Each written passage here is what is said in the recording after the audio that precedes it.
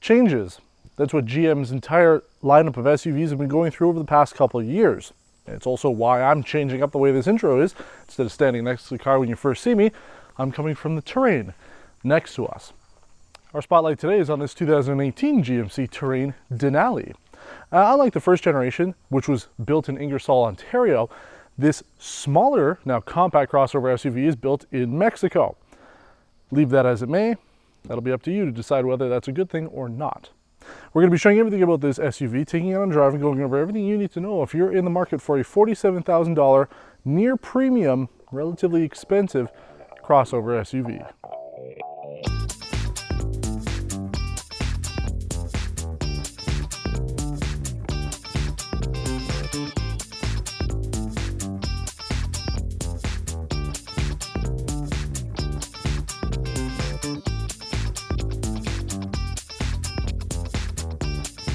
Now, the reason why I say this is an expensive vehicle depends whether or not you consider this a premium segment vehicle or a consumer one. Personally, I think GMC really does fall in to the premium segment, along with something like the Acura RDX or even the Infiniti QX50 that was just announced. But at the same time, it doesn't really quite get into that same premium market. So it's hard to decide. Maybe it's kind of like a mid-premium, who knows? But the point is that this car does have quite a bit going for it, maybe not quite as big as we expected. Now up front you do have LED headlights. They're fixed, they're not adaptive at all. You have halogen fog lights, which is a bit of a bummer. Front and rear parking sensors and a 360-degree camera system. So it is similar to something like the Nissan Rogue that we featured, which had a 360-degree camera system. But then that's really where the features end. When we go around to the side of the vehicle, the mirrors, they're chrome, they look nice. They're not power folding. You do have keyless entry to all 4 doors with the push of a button. And this does have the hit the road package. So you do have the roof rails up top and relatively useless running boards along the side, at least useless if you're trying to get into the vehicle. They actually work pretty well if the doors are open and you're getting up to the things on the roof rack. That's, I think, where the point of that is. But it also helps you if you have young kids who, yeah, maybe it's a little bit more difficult for them to get into an SUV, even a small one like this. It helps them a little bit there. Out back, I feel that this sort of takes a little bit of the styling cues from Honda. We actually mentioned this last week with the Buicks that we were featuring, especially the Buick LaCrosse. It's got these C-shaped taillights, very similar, unfortunately, to what Honda's been doing with their design language for a couple of years now.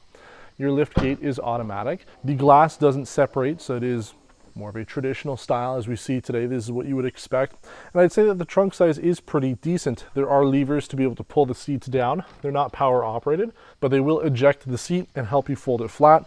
So you do have extra room back there. This vehicle also comes with the floor mats, which are actually pretty nice. They're pretty high quality, and they'll fit exactly into the back of the trunk here, as well as the back seats and front seats. But now let's jump into the inside and see, is this vehicle really premium oriented, or should it consider itself part of the consumer segment? Okay, so if you weren't fully sold on the fact that this could be a premium vehicle from the exterior, I really do think the interior should change your mind. Unlike a lot of the vehicles that we feature, especially in the consumer segment, the dashboards are usually plastic. Really the only one that we featured that hasn't had a full plastic dashboard has been our Mazda CX-5. But this is full leather all the way across. It's got nice stitching here along the dashboard here. It feels quite soft. You do have plastic underneath, but that's sort of to be expected. Steering wheel is nice stitched leather all the way around. The door cards are relatively leather. The tops of the doors here along with the sides. It's very comfortable actually. Overall, the interior feels quite premium. Now, there isn't a whole lot of wood, especially if you take a look at the first generation mid-size Terrain. There was a little bit more wood going on. It does feel like they sort of slapped it on, but I do like the wood that goes around the door controls here. And then again, they've sort of just thought, oh my God, we need more wood. So they slapped a little bit just above this weird little alcove to be able to put your phone, something like that.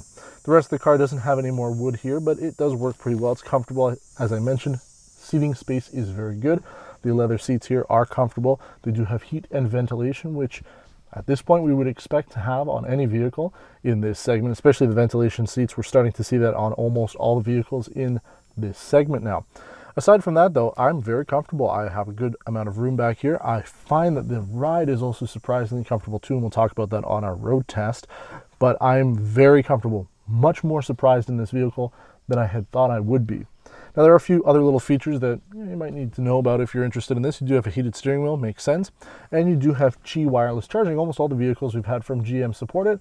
But much like the Buicks, we didn't even talk about it because it didn't work. The iPhone 8 Plus doesn't fit in there. Even the iPhone 8 won't charge properly. The only phone we've gotten to fit in GM's sort of vertical slide-in version of their Qi chargers has been the Samsung Galaxy S9. So you are kind of out of luck if you're in the Apple ecosystem, but Android Auto and Apple CarPlay require you to be plugged in by USB anyway, so you're probably not going to be using it a whole lot anyway.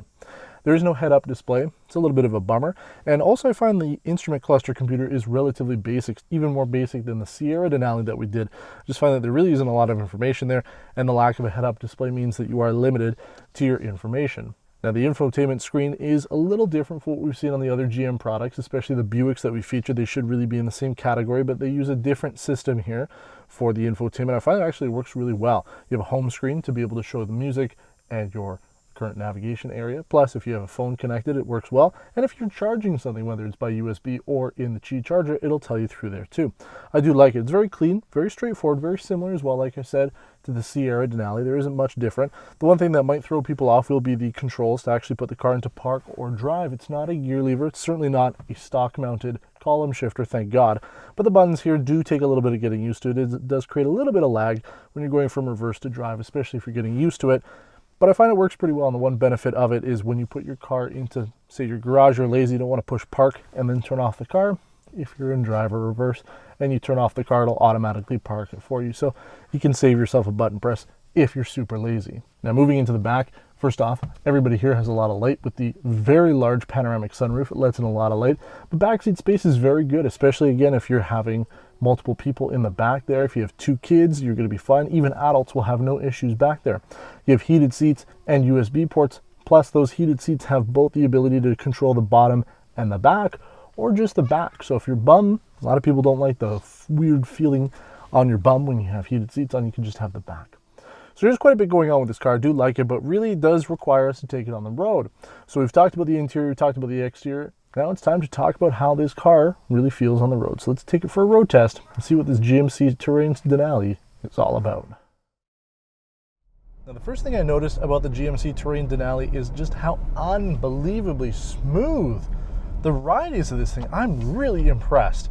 You know, we've driven a lot of crossover SUVs, so I think that I am not maybe an expert on them. I don't know really who could consider themselves to be an expert on driving crossover SUVs, but for the most part, I mean, we've driven enough of them now that I have a pretty good idea of how they are on the road, both handling-wise and how they feel and comfort. I have to say that this really is one of the top ones that we've driven. Now, to be fair, we haven't really done anything in the luxury segment too much. The BMW X1 is the newest that we've done, and we've driven, obviously, the older BMW X3 diesel. So those are pretty darn close, but they are also much more expensive than this. And maybe not the X1, but the X1 is significantly smaller than this, despite it still being a compact crossover SUV. But I have to say that the ride is just really, really smooth. Maybe the engine could use a little bit more power. It's a 2-liter turbo, and I do find that especially if you're putting it to the floor, if you really are getting the most out of the engine as possible, the sound isn't overly great. Now, it does get the job done. It's got more power than most, if not all, the consumer-grade compact crossover SUVs on the market, but it just doesn't sound overly good doing it. You know, we go from a dig here. That gets the job done. There's a little bit of torque steer because we're in 2-wheel drive mode, but it does get the job done. And speaking of 2-wheel drive mode, I think that is one of the big pluses of this vehicle. You do have a little shift knob here to be able to decide whether you're in all-wheel drive, 2-wheel drive, going down a hill, or towing something, and it works out really well. Since we've had really nice weather the past few days, especially since we've picked it up, I've been driving almost exclusively in 2-wheel drive mode. Why not? Save a little bit of fuel. We've averaged 9.2 liters per 100 kilometers. It's not overly good, I'll admit.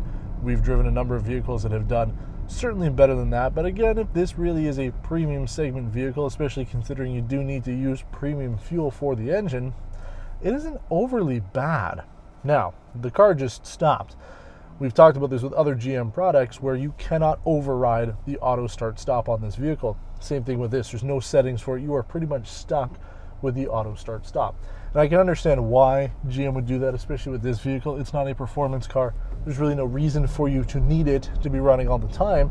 And we talk about this too. When we talk about those auto start stops, you personally aren't going to really see a difference. You're not going to see it at the fuel pump. You're not going to be saving. Obviously, 9.2 liters is not that great at all. But when you think about all the vehicles that they sell, and they do sell quite a lot of these, it does add up globally. not personally. So it's something to note. I don't personally like it, but you kind of get used to it. There's not much you can do about it. But aside from that, the rest of the vehicle is quite great on the road. I'm really impressed with it. Very few compact crossover SUVs can truly excite me. And I mean, I'm not saying that this is exciting as a sports car and I'm enjoying it driving around. They really do blend in, and it is a GMC Terrain. I mean, there's nothing really overly special about it. But I am really impressed with the ride of it. If you're looking for a very comfortable crossover SUV, you want something that looks pretty good. I mean, very masculine, very bulky, very boxy. I think that it does have a good look to it. Plus the Denali line, I mean, there's no doubt about it. It commands a bit of a presence there. People will notice, even though the Denali is sort of hidden on the side of the vehicle. That's one of the only other things I was a little disappointed by with the Sierra, and we've also seen it with the other Denali vehicles, at least the Canyon and older generations. The same block lettering is along the side of the vehicle, so it's easy to see. But this one, it's sort of embossed in the chrome that runs along the strip at the bottom of the car. So it's a little harder for people to determine that it is a Denali, and if you're buying the car for that reason, which most people do, it's going to be harder for people to tell that it's a Denali, but whatever. I think that it's pretty good. I think it's just missing a few things. There's a few tiny little things. We mentioned the head-up display while we were taking it through the interior. That would have been nice, especially since a lot of consumer-grade vehicles are adding head-up displays into the mix. But the other things that you're missing, you do have automatic high beams. They haven't worked, though, for me. I've turned them on at night, and they don't seem to do anything. You don't have automatic wipers. There's no rain-sensing wipers. And despite this vehicle have pretty much all the safety features, you do have lane keep assist and blind spot monitoring and rear cross traffic alert and forward collision warning, it doesn't actually have active cruise control. It has the components for it. It will stop you if you're going to hit something, but it doesn't automatically adjust the speed for you. And I think that that's something that GM could have put on this vehicle, considering all the rest of the components are in there. But they obviously don't put it on because they want people to go up to something like the Cadillac XT5 or even the XT4 that's coming out, which is a bit of a bummer because, yeah, you're paying $47,000 for this vehicle. A lot of other vehicles we've driven, Mazda CX-5, Nissan Rogue, those all have active cruise control. I mean, Kia Sportage can have it, Honda CR-V. I could literally name every single vehicle in the compact crossover SUV segment, and it'll have active cruise control. I can't think of a single vehicle that does not offer it. The fact that you cannot get it with this is a big disappointment. I mean, you're buying this car because you want to drive a GMC, especially you want to have the Denali, you want to have the best version of it, but then you're missing some of the key features. It's a little bit of a letdown. I'm certainly not ashamed to say that I found this built in Mexico GMC Terrain to be quite great. In fact, it might be one of the first compact crossover SUVs we've driven that gives our Mazda CX-5 a run for its money. If GMC had added a few extra features to truly earn that Denali badge, we'd be in business. So let's get to the brass tacks here. As far as likes go, the ride of the Terrain is outstandingly smooth. You really do need to drive it to appreciate how nice it feels. The seat comfort and interior space is also great, with plenty of room for an average family as a daily vehicle. Interior trim is also top-notch, with the leather dash and door cards helping to justify its $47,000 price tag. The panoramic sunroof was also one of the largest we've seen in the segment, and we really can't argue about the exterior design of this vehicle. It was hard not to fall in love with it, even just a little. But even the best have their flaws, and the GMCs are small enough that they do still add up. The largest feature omission from GM is the lack of active cruise control. We still can't think of a compact crossover SUV that doesn't at least offer it at some trim level. We'll bundle the small missing features together, like rain-sensing wipers, adaptive headlights, and LED fog lights, as one, since they're important to us, but we recognize that most buyers aren't going to care if the fog lights are LED or not. But I will add the 360-degree camera system's output resolution as a dislike for us. The rear camera's resolution was actually quite low, making it difficult to actually see if vehicles are coming from either side when backing up, so we'd like to see an improvement for that, considering this is targeted to the premium segment. Or at least I think it is. What about you? Do you consider GMC to be a premium vehicle along with Infiniti, Acura, and Buick for the North American market? Let us know in the comments below, and tell us what you think about this new generation, smaller Terrain. As always, we produce weekly content here on Perpetual Radio Networks every Monday at 7 a.m. Eastern Time, so if you aren't subscribed already, we invite you to do so. Thanks for watching, and until next time, take care.